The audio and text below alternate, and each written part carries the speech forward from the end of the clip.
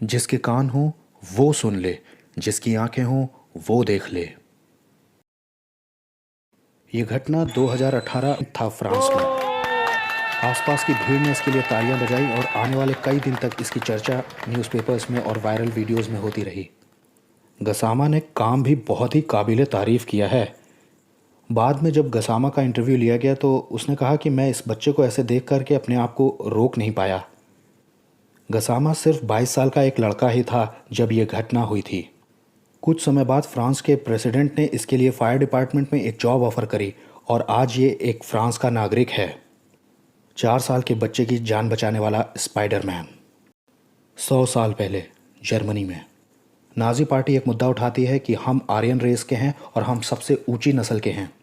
पूरा देश उस नाजी पार्टी के लीडर के साथ हो जाता है और वो ये मानने लगते हैं कि हमारी सबसे बड़ी प्रॉब्लम ज्यूज़ हैं। 1933 में वहाँ की विधानसभा राइक्सटैग में आग लगा दी जाती है और हिटलर तनाशाह बनकर उभर जाता है।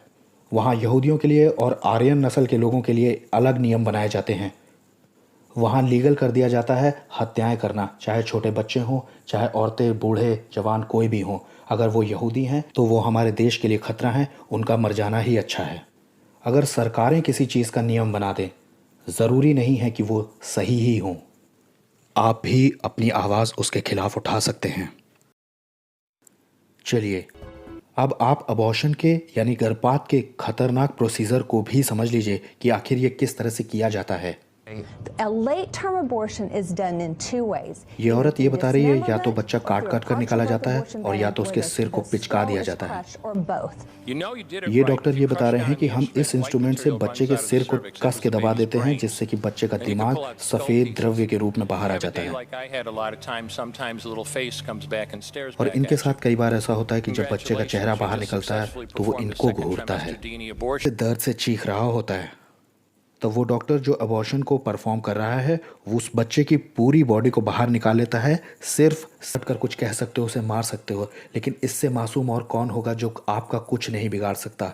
एक डॉक्टर भी श्रापित है क्योंकि बाइबल में एक वर्स ऐसी है कि यदि कोई पैसा लेकर के किसी मासूम को घात करता है तो श्रापित हो, और सब ने कहा आमीन।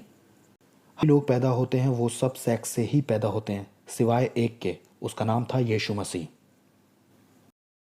अब मैं आपको 3 ऐसे लोग, यदि आप उसके क्रूस की तरफ बढ़ें, आप उसके बलिदान को समझें कि उसने ये रक्त, ये खून क्यों बहाया, ये इतना बड़ा बलिदान क्यों दिया, उसे मरने की क्या ज़रूरत थी, वो स्वर्ग छोड़ करके पृथ्वी पर क्यों आया। अगर आप इस एबॉर्शन के पाप को पाप कहते हैं तो यीशु मसीह से माफ़ी मांगे, वो आपको माफ़ कर देंगे। मरने के बाद स्वर्ग या नर्क में डाल देने का अधिकार यीशु मसीह के हाथ में पिता ने दिया है। ये बात खुद यीशु मसीह ने कही है कि मेरे पिता ने मुझे न्याय करने का सारा अधिकार दे दिया है। मरने के बाद बुद्धिस्ट बुद्ध के सामने नहीं जाते और ना मुसलमान अल्लाह के सामने जाते हैं। यीशु ने कहा लोग मेरे सामने आएंगे, हर जाति भाषा कुल स्थान क्षेत्र के लोग मेरे ही सम्मुख झुकेंगे। हर एक घुटना मेरे सामने झुकेगा और हर एक जीभ ये अंगीकार करेगी कि यीशु मसीह सचमुच प्रभु है। Jesus is lord, abortion is sin and I stand with Jesus.